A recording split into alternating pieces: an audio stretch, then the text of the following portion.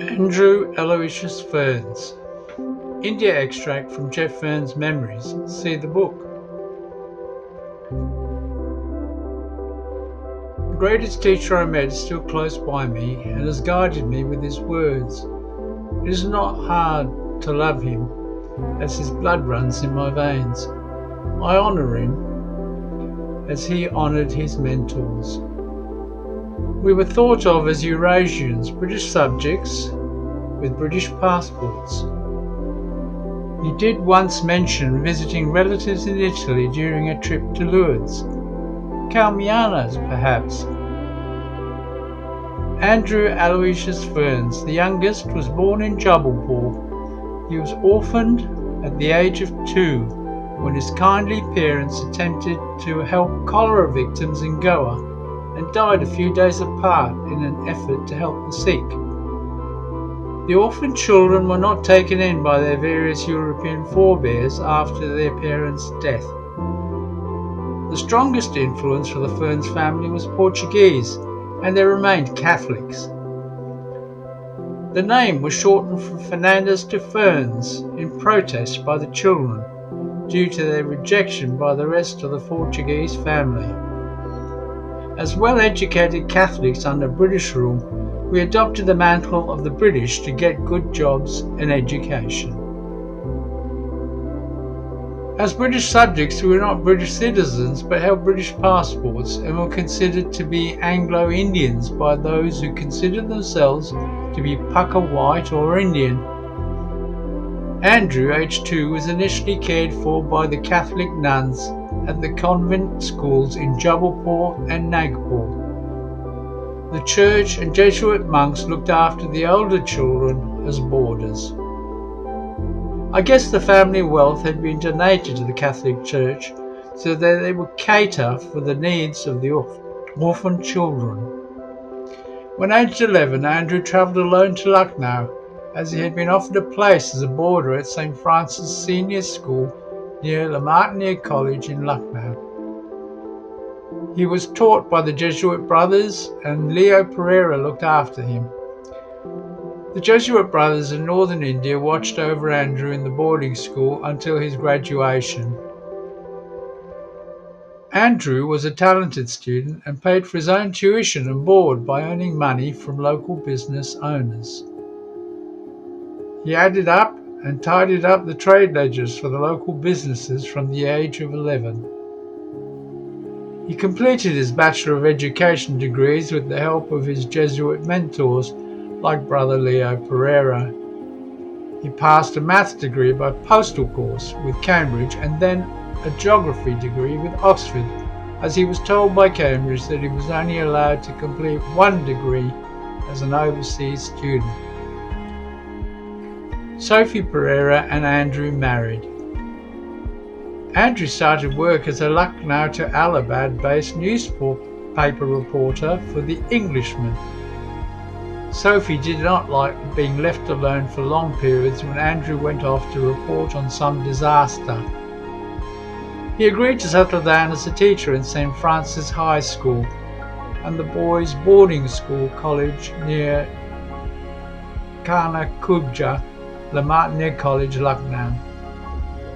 Andrew is above Joe D'Souza in the ceremonial chain. To his right is his son Stephen. My father is in the row to the left. Andrew started the Scout movement in northern India. Errol Garda may be in the front Scouts. Their first home was at 51 Newbury Road, Lucknow, a 14-room red brick home known as Lal Koti, shared with Sophie's sister Adeline. After the short stint at 3 Rutledge Road, owned by the Raja and Rani of Kotwara, they moved the family to Kotwara House, where Millie Ferns had her surgery and doctor rooms near the cantonment, Lucknow. Kotwara House was large enough for the Raja and Rani of Kotwara to keep a private entry and use of the first floor when in town. while the Ferns family used the ground floor and gardens.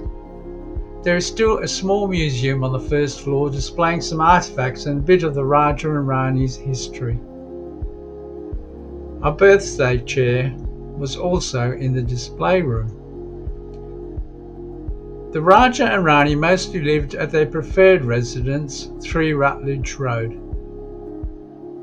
No doubt the young Agnes Roberts and Lenny Ferns noticed each other going to school while both the families lived in Rutledge Road, where Agnes lived with her parents.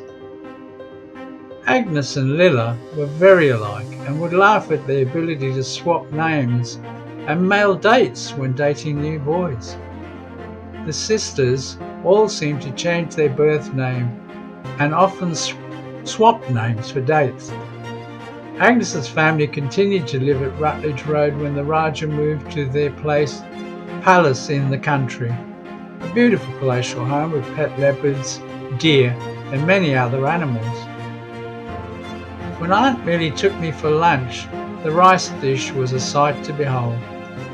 A saffron biryani with corn, peas and raisins, lamb ribs and a lot covered in shimmering gold leaf. Not a bad snack to put on curry for lunch.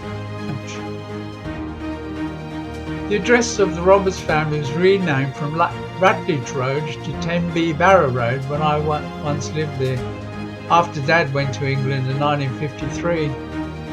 This was to be the final home for Agnes and us children before we left India for England in 1956.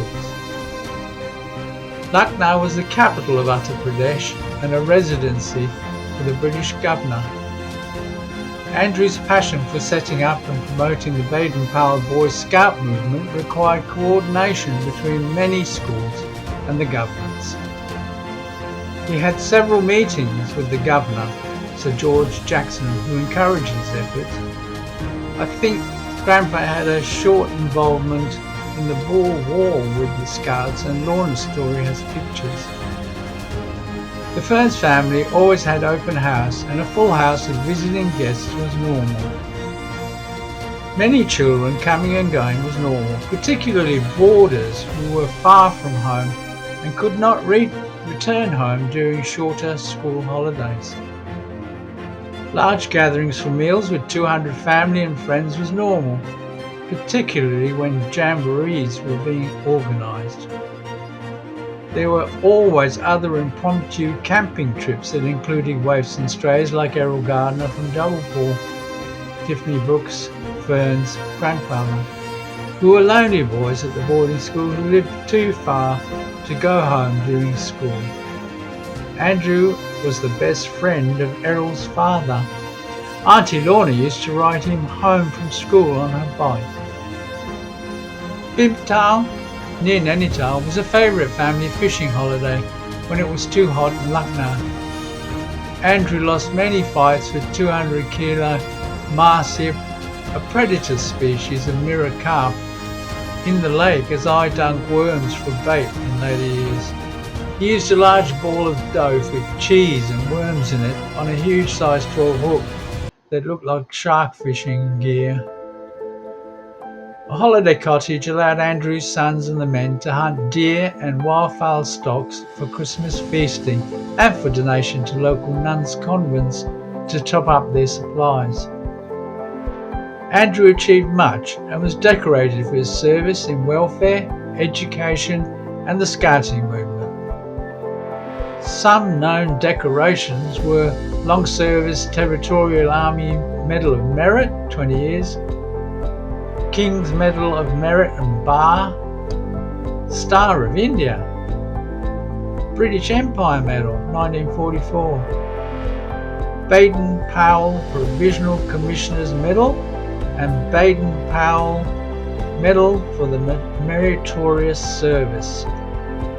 Andrew and Sophie followed their children to London as most British subjects left the new independent India by the 50s.